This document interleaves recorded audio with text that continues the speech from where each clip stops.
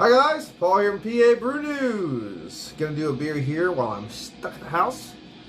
Going to do a beer here from the Schneider Weisse Brewing Company. This is their Aventinus Cuvée Barrique, which I've done on the channel, I do believe, once. This is their 2015 variant of that.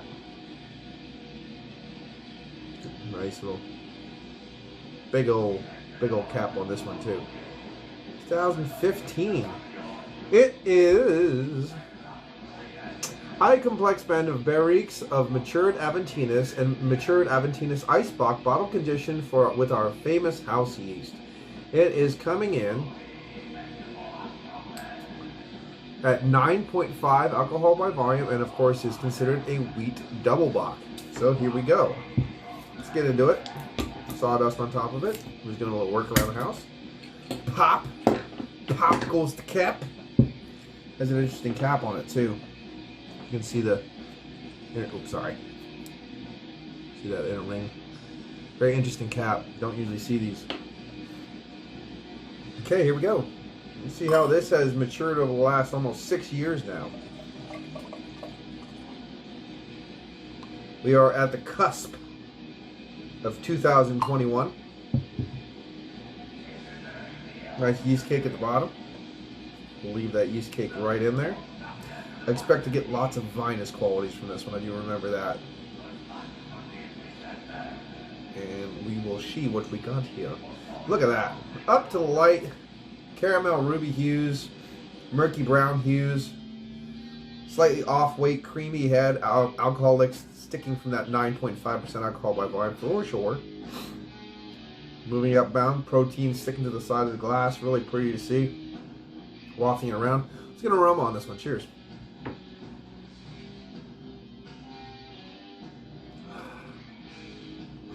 Again, very vinous. A lot of dark fruits. Sharp sherry qualities coming out of this. Woodiness, of course. Oaky tannic qualities shooting up through the glass. Cherry. Black currant.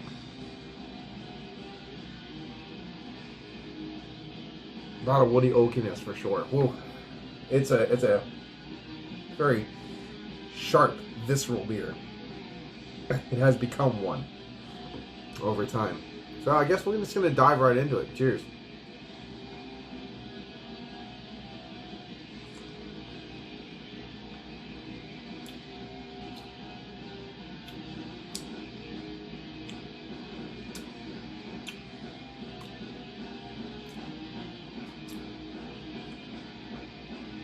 It has creamy vanilla through it, which you don't expect at all. But there's nice creamy vanilla tonalities at the back of the palate from that nice woodiness.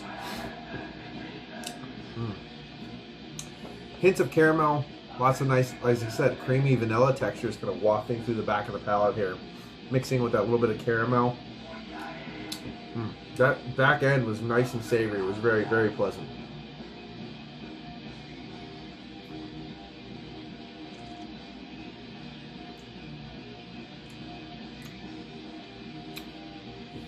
It's not as tart, acidic, and abrasive as the nose would be indicative of. So that's nice. It's more approachable. It's a thinner beer. It's a bit thin, you know. It is kind of that. It has beautiful oiliness qualities all the way through the beer, but it's that medium side, the low medium side of a medium body. Very sharp sherry qualities to this one. Sherry, cherry qualities.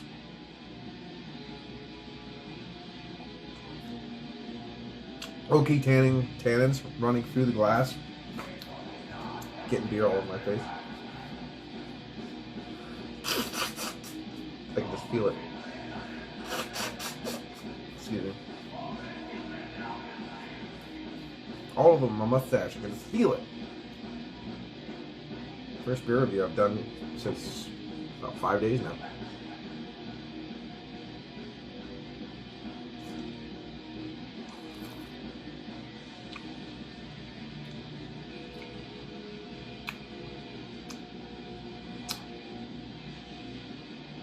Very interesting beer.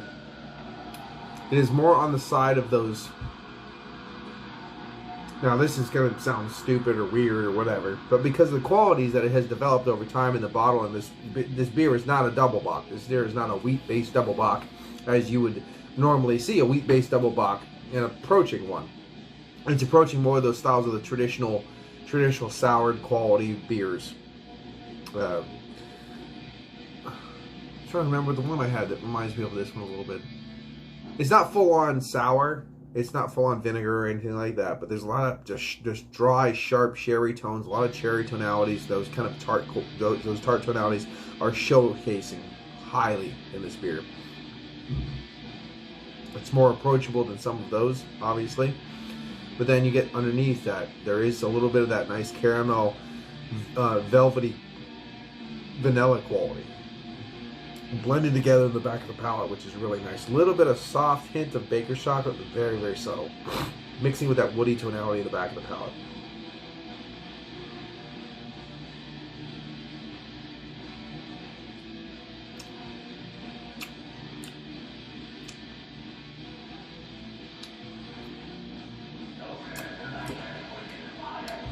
It's a beer I think you need to get acclimated to. Because again, it's not your atypical wheat-based double bock anymore. Now it is something different. The barrel aging, the yeast in the barrels, the house yeast, the age, you know, all these things have turned it into a completely different beer.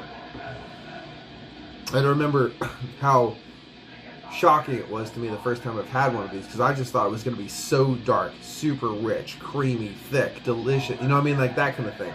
And I'm like, whoa, this is like not anything I expected. So I kind of knew that going into this one, so I'm not as taken aback as I would have been the first time I had it.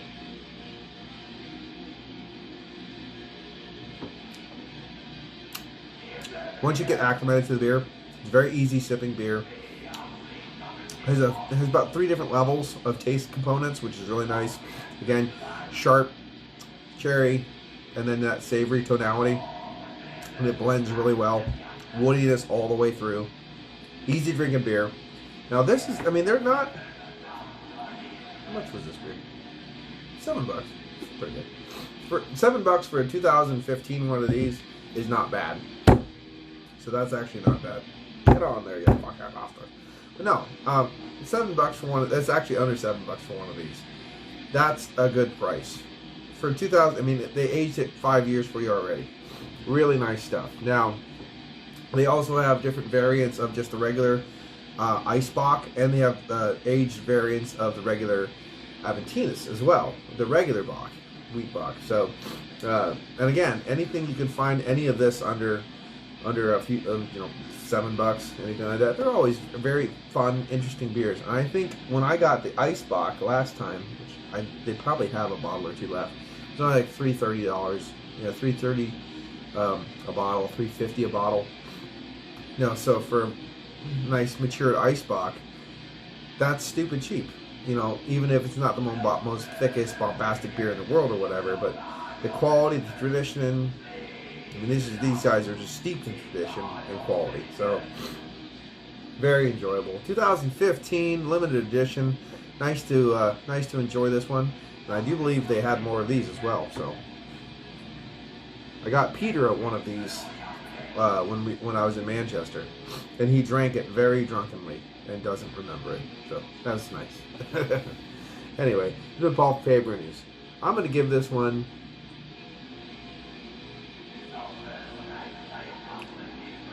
Very different beer.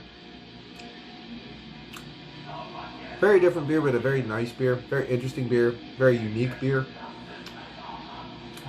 Not going to be for everybody. It's going to be a polarizing beer, I think. This is one of those ones that's on the polarizing scale of things. But overall, I'm going to give it an 8 out of 10. It is very good. It's been the 2015 Aventinus Cuvée Barrique from 2015 from Schneider Weisse. This has been PABrewNews. Cheers. Bye-bye. Watch that video.